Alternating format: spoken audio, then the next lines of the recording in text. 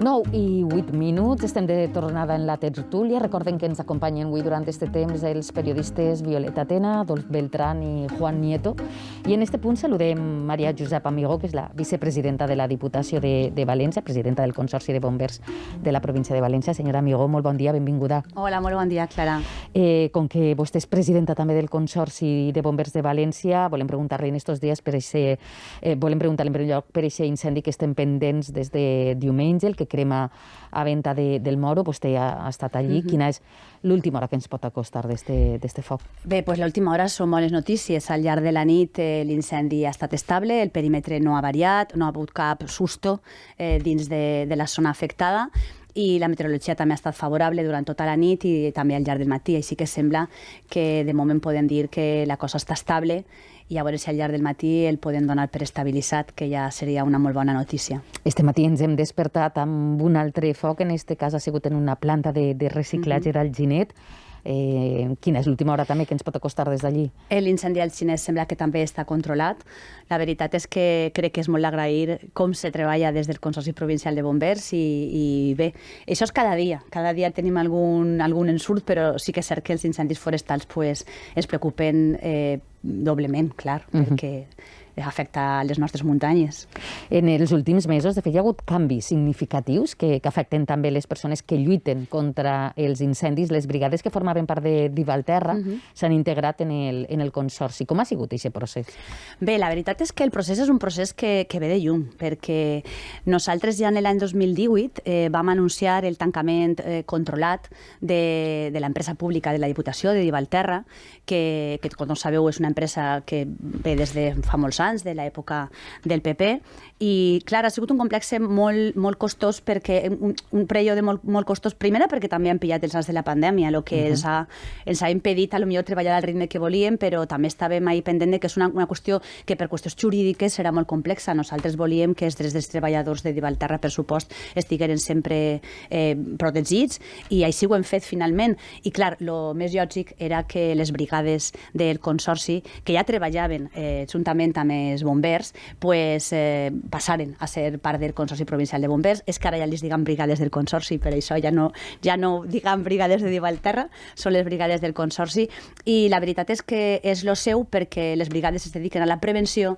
el Consorci es dedica a l'extinció, i així som el primer Consorci Provincial de Bombers de tot l'estat espanyol que du d'una única manera la prevenció i l'extinció. I la veritat que som únics i estem satisfets del resultat. La veritat és que sí, crec que fa molt poc de temps que s'han integrat les brigades al Consorci, però no és ara mateix quan han començat a treballar de manera conjunta, ja treballaven, i ara I des del punt de vista laboral, contractual, com s'han integrat? La gent de les brigades que eren treballadors d'Ivalterra han passat al Consorci en les mateixes condicions laborals que tenien en Ivalterra, eren personal laboral, han passat al Consorci així, evidentment no poden funcionalitzar-se si no fan un procés d'exàmens o proves per tal de fer-ho així.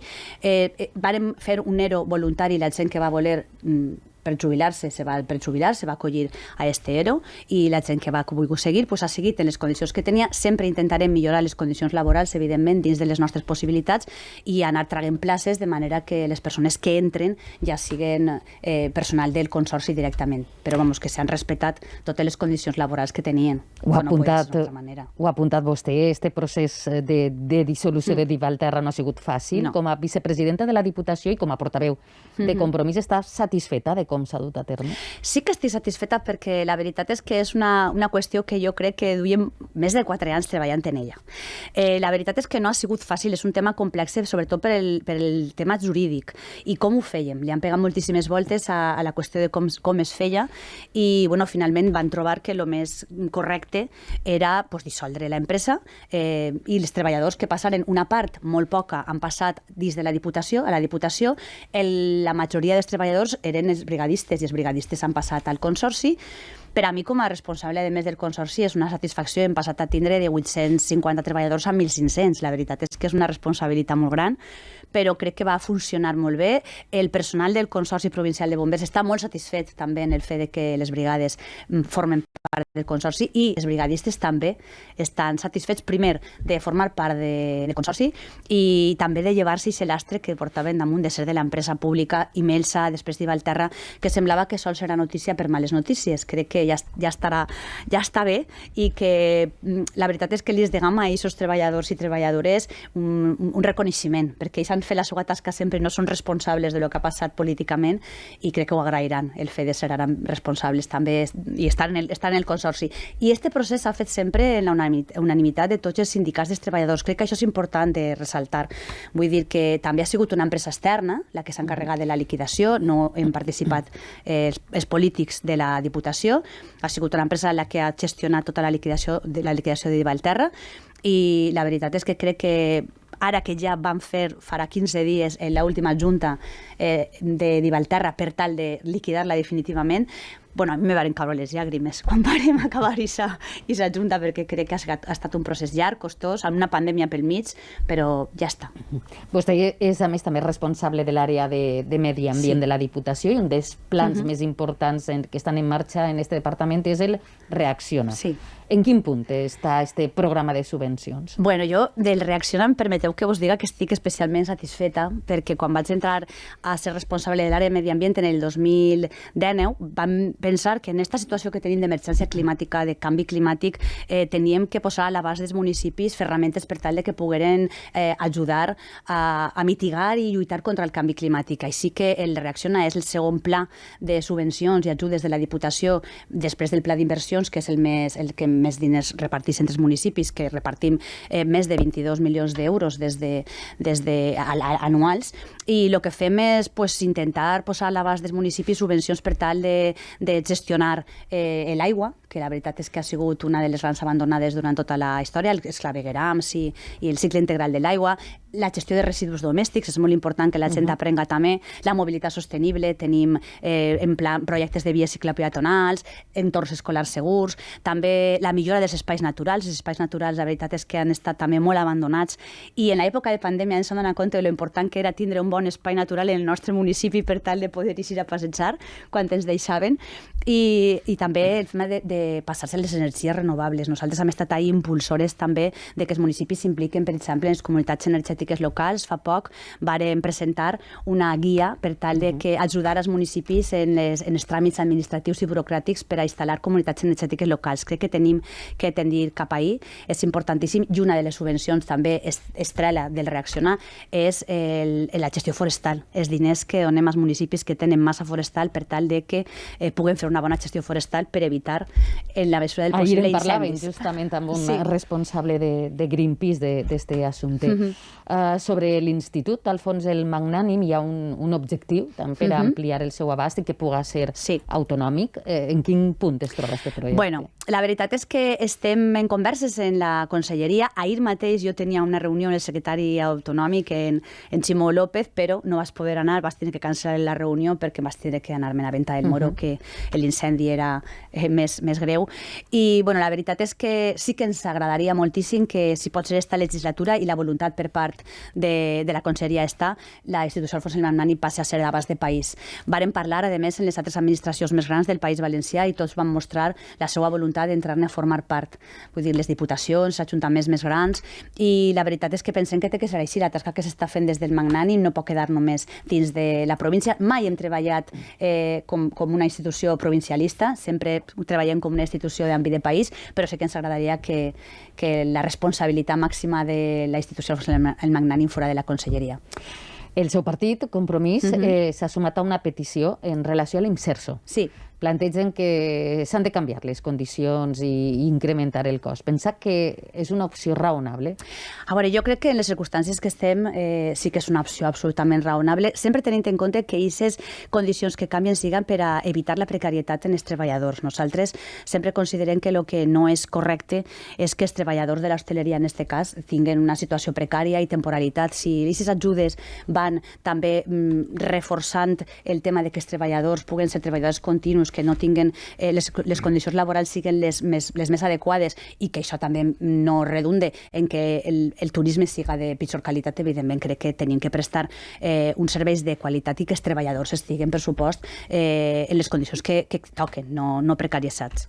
Vostè és vicepresidenta de la Diputació de València i creu que ja s'ha pagat la hipoteca reputacional. Ja té bona imatge després dels escàndols passats, en temps passats, que ara estan jutjant-se o estan a punt de jutjar-se, Elsa, Alqueria? Bueno, jo crec que nosaltres, des de la Diputació de València, el que fem sempre és treballar per a millorar la vida dels nostres municipis. Jo crec que els alcaldes i alcaldesses, que són les persones en les que tractem cada dia, estan satisfetes en com està funcionant la Diputació després del canvi de color polític. I el tema reputacional, pues, a poc jo crec que ja la gent, si tu li preguntes a un alcalde, està satisfet de com estem fent-ho, i jo crec que això ha canviat moltíssim la imatge que tenia la mateixa població de la Diputació, però sobretot les persones que tracten directament, que són alcaldes i alcaldesses, regidors i regidores. I el govern de la Diputació de València naix d'un acord de coalició, també entre el PSPB i Compromís i amb altres partits, però a menys d'un any de les eleccions municipals, que renovaran la Diputació de València. Com creu que ha funcionat i està funcionant? Bueno, jo crec que ha funcionat molt bé. La veritat és que crec que els governs de coalició, quan són capaços de tindre l'objectiu comú, que en aquest cas en la Diputació és posar a disposició dels nostres municipis tots els recursos possibles allà on ells no arriben, perquè sabem que és cert que els municipis són els primers que pateixen l'infrafinançament històric que tenim en el País Valencià, però la Diputació és una institució que rep els diners directament i no tenim aquest problema d'infrafinançament. I aleshores el que hem fet des del primer moment està clar que ha sigut, i en això hem estat tots d'acord, distribuir els diners amb criteris objectius, que això no funcionava abans, vull dir, lo d'instaurar el repartiment dels diners amb criteris objectius ha sigut molt important per a nosaltres des que vam entrar en el 2015, i això ho han agraït molt els municipis, perquè evidentment, independentment del color polític del municipi, els diners arriben igual. I això crec que qualsevol alcalde, siga del color polític que siga, o qualsevol alcaldessa, ens ho agraeix, perquè no hem primat el ser del partit polític de qui estava de president en la Diputació, que això passava abans. Els convenis singulars existien, ara ja no existeixen. I com ha viscut la senyora Amigó, vicepresidenta per Compromís, com ha viscut la crisi que hi ha hagut en el Consell per la dimissió forçada de Mònica Oltra? Bueno, la veritat és que això ha sigut per a tota la gent de Compromís molt dolorós. El fet de veure com la nostra vicepresidenta ha estat perseguida d'aquesta manera per la dreta més rància del nostre país i que al final intenten guanyar en els tribunals el que no poden guanyar en les urnes, és lamentable, però crec que Mònica ha fet un exercici de generositat molt gran, perquè per a nosaltres lo important és el projecte, lo important és Compromís. Ella ho ha dit sempre, lo important si no som les persones, ninguna persona, lo important és el nostre projecte, lo important és millorar la vida dels valencians i les valencianes. Mònica ha fet un pas al costat i confiem en que la justícia, més pront que tard, solventi aquest problema i que puga tornar, perquè crec que els valencians i les valencianes reclamen a Mònica Oltra com una gran lideressa, que és el que és, i nosaltres ho hem patit, clar que ho hem patit, però hi serem endavant, perquè nosaltres sabem que la pròpia Mònica el que vol és que tot Compromís puguem seguir lluitant per seguir reafirmant totes aquelles coses que hem aconseguit com a projecte polític, que és millorar la vida de les persones. I creu que hi ha millor entesa entre els socis que formen el govern de la Diputació que els socis que formen el Consell del Botànic? És que els socis som els mateixos. Per tot el que ha vingut després de la dimissió de Mònica Oltra. Bueno, els socis som els mateixos. Som el PSOE. Però la circumstància és molt distinta. Bueno, la veritat és que nosaltres, jo sempre ho dic, som una administració de segona i així no hem vingut a discutir. És cert que en la Diputació de València tenim bona relació i quan tenim algun conflicte, que també en tenim, evidentment, doncs intentem solventar-lo en els despatxos i sempre arribem a un entente, perquè al final el que intentem és que els municipis tinguen una bona resposta a aquelles necessitats que tenen. I les que hi hagin conflictes dins d'un govern de coalició és absolutament normal. Si poden haver conflictes dins d'un mateix partit polític, és absolutament lògic que hi hagin conflictes, però jo crec que tots tenim en el cap que lo important és poder reeditar el Botànic. L'alternativa, des de luego, no ens agrada gens. I el fet que hi hagin algunes discrepàncies, jo estic segura i confio en que s'acabaran solventant per el bé de la ciutadania, perquè crec que tot el que hem aconseguit estant en el govern, Compromís amb el Partit Socialista, si estigueren només un partit, igual no serien els mateixos els resultats. I crec que s'han aconseguit moltíssimes coses des del 2015. Permetem la pregunta. Fa 7 anys que és vicepresidenta. Abans advocava vostè per eliminar les diputacions. Continua pensant-ho? A veure, nosaltres... O com ha canviat aquest pensament? A veure... I per què? El pensament se continua sent el mateix. El model provincialista no ha sigut mai el model territorial de Compromís. Evidentment, nosaltres sempre hem defensat que el que se fa des de les diputacions és un servei que és necessari per als ajuntaments, sobretot per als ajuntaments més menuts, però que se podria prestar des d'altres administracions. Perfectament se podria prestar des de la Conselleria, una Conselleria d'Administració Pública, n'hi ha una direcció general, però podria ser perfectament una Conselleria d'Administració Pública, i se li podria donar molt més paper, que nosaltres ho hem intentat, i en això hem treballat molt, a les mancomunitats. Les mancomunitats que estan molt més arrelades al territori, que no és exactament com la divisió provincial, que no és realment real en com és el nostre territori, que tenim un país molt llarg i tots ho sabem, en realitats territorials molt diferents i en necessitats molt diferents. Nosaltres entenem que el model provincial no és el més adient, però, evidentment, els serveis que prestem des de la Diputació per a millorar la vida dels veïns i veïnes dels nostres municipis, cal seguir prestant-los, sí. Té que ser des de la Diputació? No. Podria ser perfectament des del govern del País Valencià, des d'una Conselleria d'Administració Pública, com he dit, i, per supost, donar-li molt més paper a les mancomunitats seria bonic. Nosaltres ho intentem i ahí estem dotant-les de molt més recursos, i la veritat és que estan funcionant molt millor que funcionaven en l'època del PP, que eren una nomenclatura i ja està. Ara les mancomunitats estan funcionant prou bé. Senyora Amigó, obrim un torn de preguntes, si li sembla, als tertulians que ens acompanyen. Li donem en primer lloc a Teresa Violeta. Doncs la pregunta era... Ui, a Teresa Violeta, però com t'he canviat el nom? Violeta Tena. No passa res. No passa com la companya de la delegació de Castelló. Entre Castelló queda la cosa, no passa res. Jo li volia preguntar a la senyora Amigó, bueno, estem en un any de les eleccions autonòmiques, seran decisives per a la Diputació, també ho seran per a la Generalitat Valenciana. Clar, és poc probable que el cas de Mònica Oltra s'arxive en un termini breu i, òbviament, menys encara que tot el procés judicial hagi acabat. En les quinieles, en les traveses, n'hi ha diversos noms. Es parla de Jean Baldoví, es parla també de Vicent Marçà. Ara, suposadament, Aitana Mas, òbviament, agafarà més pes polític. Des del seu punt de vista, senyora Amigó, quin seria el seu candidat ideal? Bueno, la veritat és que qualsevol dels meus companys o companyes que has nomenat són perfectes persones, absolutament perfectes per a poder encapçalar una candidatura autonòmica o de qualsevol altre tipus, però la veritat és que no podria dir-te. Crec que totes les persones que m'has dit i moltes altres companys i companyes que estan en el govern o estan en l'oposició han demostrat que estan absolutament capacitades, crec que és així, per a poder encapçalar una candidatura. A mi m'agradaria que el tema de Mònica es solventara abans de les eleccions, però sí que és cert que la justícia, jo que soc advocada de professió, sé com funciona, i si encara estem pendent dels casos de corrupció, encara no s'han juzgat ni el cas Alqueria ni molts altres, els anteriors, imagine que aquestes coses, la justícia no va ràpida, però no té, qualsevol company o companya que ha estat al capdavant de les nostres polítiques transformadores, tant així al País Valencià com a l'estat espanyol, estaria absolutament capacitat o capacitada per encapçalar la nostra candidatura, perquè nosaltres som més de projecte que de persones, sempre ho hem dit, i estic segura que la persona que fora o que siga representarà a tots els companys i companyes de Compromís molt bé. Adolf Beltrán.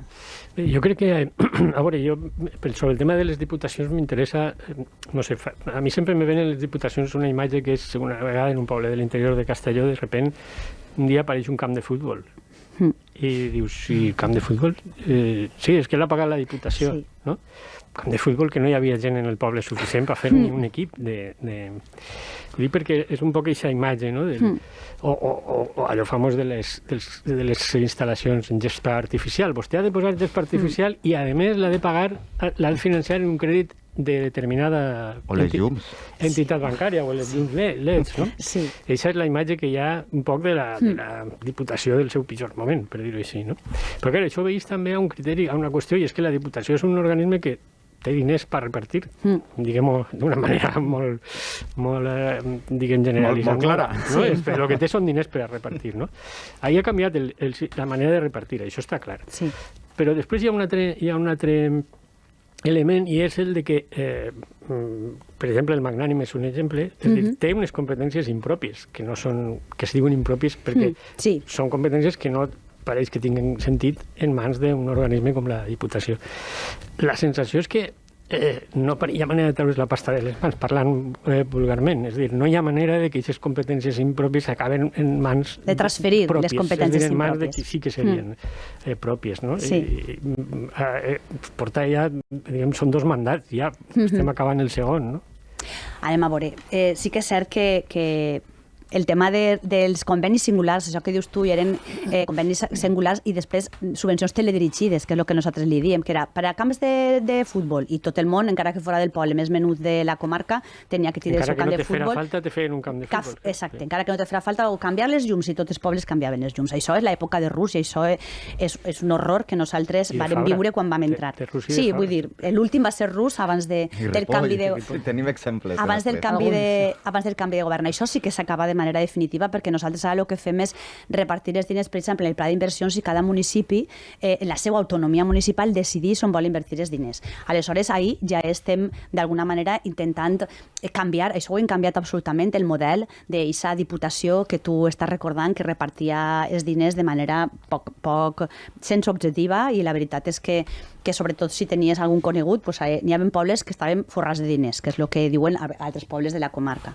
Respecte a les competències impròpies, sí que és cert, Adolf, que ens agradaria anar molt més a pressa del que anem. L'administració és molt lenta, i és cert que hem passat esta legislatura, la pandèmia ha sigut un horror, perquè van tindre que aparcar moltíssimes coses de les que teníem en marxa per tal de centrar-nos en les coses que en aquell moment eren més importants, que era un poquet estar al costat dels nostres ajuntaments, perquè es vàrem trobar en una situació per a la que no estàvem preparats ni preparades. Que després he de dir que alcaldes i alcaldesses han solventat de manera molt, molt satisfactòria, perquè crec que han donat respostes a la ciutadania, sobretot, que estava molt assustada, de manera molt positiva. Respecte al Magnànim, concretament, ja duem temps treballant per tal de que el mateix passe a ser una editorial pública d'abast de país, i per això entenem que la competència de la mateixa ha de passar a la Conselleria de Cultura i Educació, i en això estem treballant. Vull dir que estem treballant, però les coses no van tan a pressa com ens agradaria. Vull dir que ja vos dic que quan vam decidir, i jo públicament, perquè en aquell moment me vas quedar de presidenta en funcions, vaig dir que això està en tots els puestos, si ho busqueu, que anem a tancar Divalterra de manera ordenada, però anem a tancar-la. Això ho vas dir en el juliol del 2018, estem al juliol del 2022, han passat 4 anys, ja ho hem fet. I jo dic, m'haver agradat fer-ho l'any següent? Sí, clar que sí, però comences a preguntar, i la intervenció de la Diputació i secretaria de la Diputació, i necessites una empresa externa. Pues en el tema del Magnànim passa el mateix. La voluntat política està, la voluntat per part de la Conselleria també.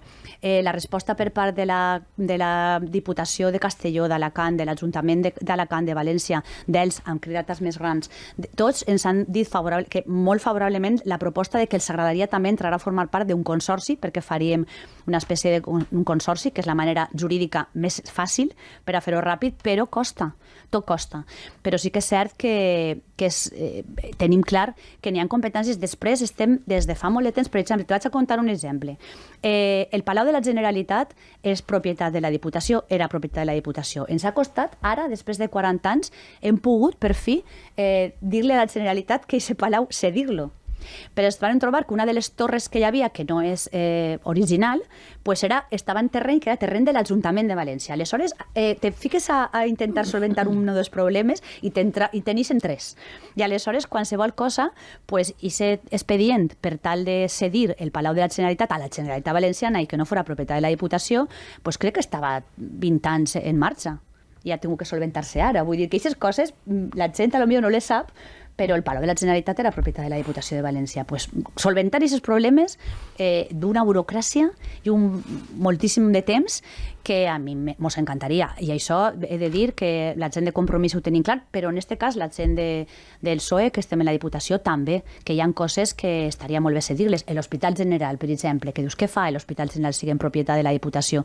Però és que ahir n'hi ha un acord que directament ens donen 100 milions d'euros per a gestionar l'Hospital General, i si passara a ser propietat de la Conselleria, aquests diners ja no ens transferiria a l'Estat. I aleshores dius, home, perdre 100 milions d'euros tampoc estem en esa... No mos ve bé. I menys en sanitat, aleshores, no? Claro, hi ha un conveni i sí que ho gestiona Sanitat, però la propietat és de la Diputació i ens entren els diners que directament transferim a la Conselleria. Coses que dius, Com és possible? Pues és possible. Però de 40 anys en 40 anys les coses canvien... Bueno, imagina't. Molt espai. Imagina't, pues canvien molt espai. Nosaltres, de veritat... És que la burocràcia és un dels problemes estructurals de les administracions. És un despropòsit. Però ahir no hi hauria també una possibilitat de políticament tindre com a més prioritat aquestes qüestions. Sí, i les tenim. Les tenim. El que passa és que no és una cosa que podem estar explicant cada dia, perquè com després se fa tan llarg, pues la veritat és que sembla que és que diguereu fa 7 anys que volíeu i hem seguit treballant. De fet, nosaltres tenim la competència de transferències, una companya de Compromís és la que s'encarrega d'això, i tenim reunions de manera periòdica. Però tot costa molt, la veritat és que sí, i a vegades trobem propietats en pobles que no ni esperàvem de la Diputació, perquè, clar, penseu que abans que el govern de la Generalitat les diputacions ja existien, i aleshores, pues, ahí estava el govern de la província, i aleshores tenen una sèrie de propietats i de coses ahí que té que gestionar, que dius, no té trellat que tinguem propietat de museus ni de teatres, i aquest tipus de coses no tenen trellat, cert, però clar, n'hi ha que fer moltíssima tasca burocràtica i administrativa per tal de solventar-ho, i n'hi ha vegades que les urgències es passen per damunt. Evidentment, jo estos dies, per exemple, he tingut que estar en Venta del Moro, que lo important i la meva responsabilitat primera era l'incendi com a presidenta del Consorci, i a part que és un munt de reunions que tens ahí pendent, per exemple, la que tenia el secretari autonòmic per tal d'avançar en el tema del magnànim, que reprendré el més segur la setmana que ve, evidentment. Juan Nieto. Bon dia, vicepresidenta. Bon dia. Com es governarà amb el PSOE? Jo li ho pregunte ja no com a vicepresidenta de la Diputació, sinó com a dirigent destacada de Compromís i que té una veu pròpia dins de la coalició. Li ho pregunte després del que estem veient, per exemple, en el debat que s'ha tornat a reobrir sobre la taxa turística i també per la pròpia Diputació. Vostè ha parlat de que els polítics, i és cert, no han format part del procés de liquidació de Divalterra, però els seus socis, per exemple, sí que van nombrar a una persona que poc després va ser detesa per presumpta corrupció com a persona garant, no?, de que no hi haguera corrupció i de que totes les contratacions foren en transparència, que em refereix al senyor José Luis Vera. Per això m'agradaria saber, des del seu punt de vista, com es governarà amb el PSOE i quines són les qüestions a millorar i si són un soci de fiar. Anem a veure. Jo te puc contar la meva experiència personal de governar en el PSOE, des de governar en el PSOE en el meu poble, que és un poble de 3.500 habitants, Bon Repòs i Mirambell, que hem governat en el PSOE, fins a governar en la Diputació i per lo que me conten els companys del govern, evidentment. Jo crec que nosaltres tenim clar des de Compromís que nosaltres per a governar tenim que governar en altres partits, perquè evidentment jo crec que els partits com el PSOE o com el PP sí que han tingut governs de majories absolutes. Jo no crec que els governs de majories absolutes siguin bons, perquè quan un govern és de majoria absoluta s'acomoda moltíssim perquè no té a ningú que mai li puga dir això no, per així no, allò per allò. Nosaltres venim de la cultura del pacte i de l'acord. Tingueu en compte que nosaltres mateix Compromís som una coalició de partits. Aleshores estem molt acostumats a sentar-nos, a pactar, a negociar i a arribar a acords. I aleshores jo crec que en el PSOE estem fent exactament el mateix. Governar en el PSOE el que té és això, molt de diàleg i molt de sentar-nos a pactar les coses. Evidentment se poden tindre discrepàncies, s'entenen, com en aquest cas, per exemple, el que has nomenat tu de la taxa turística. El que sí que a nosaltres ens agrada és que si s'ha arribat a un acord, que els acords als que arribem es complisquen. Evidentment poden retardar la posada en marxa del tema de la taxa turística un mes o dos, o això se pot negociar, però nosaltres som de complir la paraula que donem. Això sí, jo crec que Compromís són persones de fiar.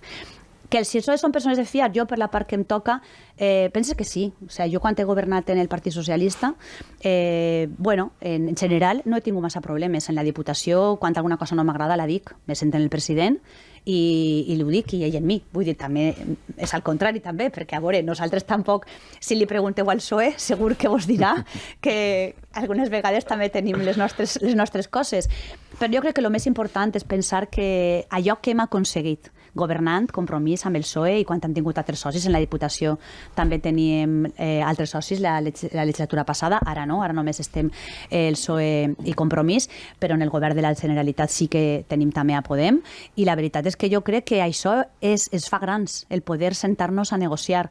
I crec que l'important és que tinguem el punt de mira en poder reeditar el Botànic i que mirem arrere i que tot el que hem aconseguit des del 2015. Hem aconseguit moltíssimes coses i crec que això és el que hem de ser capaços este any de que la ciutadania veja. Lo mal està ahí i les coses, governar també té el seu desgast, això és evident, però hem aconseguit moltíssimes coses. Hem posat a les persones en el centre de les nostres polítiques, hem reactivat la nostra economia, li hem pegat un canvi a l'educació, a la sanitat, evidentment als serveis socials, tota la lluita que estem fent contra el canvi climàtic. En la Diputació no existia l'àrea de medi ambient quan nosaltres vam entrar en el 2015 com a tal, i ara és l'àrea que més diners reparteix després del pla d'inversions, perquè tenim claríssim què és el que tenim que fer. I aquestes coses no són discutibles, per exemple, en el PSOE. Vull dir que aquestes coses són així i jo crec que estem anem a dir condemnats, entendremos, jo espero que duran molts anys. Per últim, senyora Amigó, acabem ja les prioritats per a la Diputació de València en estos mesos que queden de legislatura.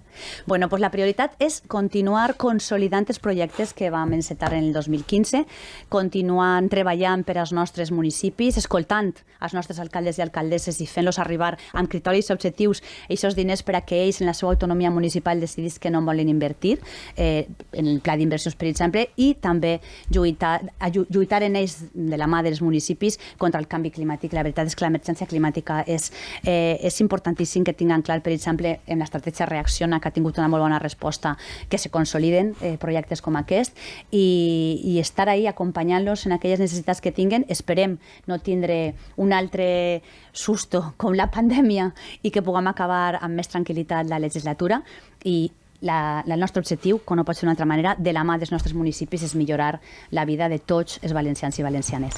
Maria Josepa Amigó, vicepresidenta de la Diputació de València, presidenta del Consorci de Bombers de la província de València. Gràcies per haver estat avui en les notícies del matí. Moltes gràcies a vosaltres. Bon dia. 9:39, pausa i de seguida tornem per abordar encara més assumptes que tenim pendents en la tertúlia. Fins ara.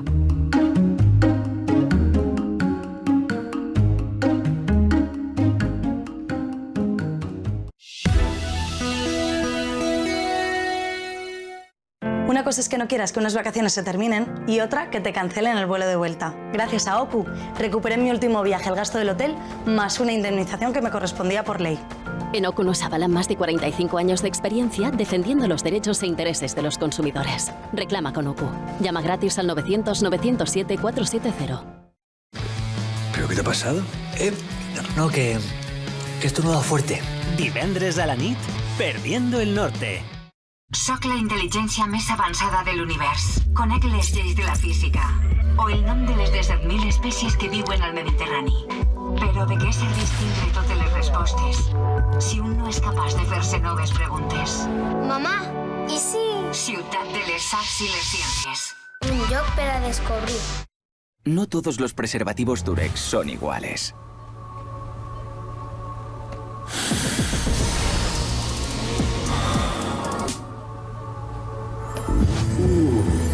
Encuentra el que mejor se ajusta a ti, porque el ajuste perfecto te hará sentir el máximo placer.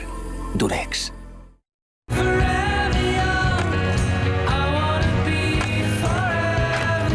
212 Heroes for him. And for her, the new fragrances by Carolina Herrera. Uno contrató una compañía telefónica para poder hablar, no para que tus llamadas a esa compañía sean solo para quejarte. Gracias a OCU se resolvió mi problema de facturación y me devolvieron lo que me habían cobrado de más. Cambiar complicaciones por soluciones es tan fácil como ponerse en manos de OCU. Reclama con OCU. Llama gratis al 900-907-490. Ya llegan los días sin IVA de Milar, del 7 al 11 de julio. Y solo en Milar tienes una selección de las mejores marcas de electrodomésticos sin IVA.